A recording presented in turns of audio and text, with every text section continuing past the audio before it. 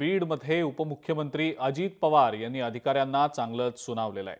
आज त्यांनी बीड जिल्हा रुग्णालयाच्या नवीन इमारतीची पाहणी केली।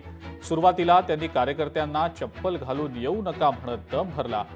या दरम्यान त्यांनी तपासणी कक्षात बसवलेल्या एसीची पाहणी सुद्धा केली। यावेळी त्यांनी एसीच्या खालच्या बाजूला लावलेलं सिमेंट फिनिशिंगमध्ये लावलं नसल्याचं पाहिलं। यावर त्यांनी हे असं का असं म्हणत मी सिमेंट लावायला येतो आणि टचअप काढायला येतो असं म्हणत पवारांनी चांगलंच सुनावलं। यानंतर त्यांनी इमारतीतल्या थंब मशीनला लटकणाऱ्या वायरवरनं सुद्धा अधिकाऱ्यांचे चांगलेच कान टोचले।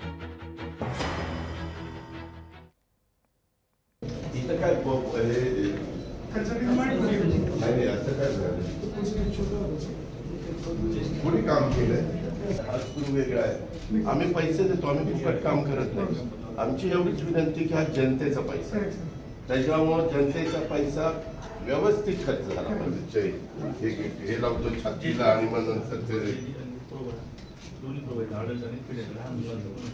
काहीतरी हे झालेलं।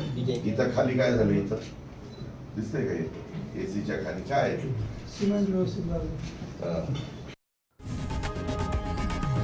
लोकशाही मराठी ऐका, पहा, जागरूक रहा।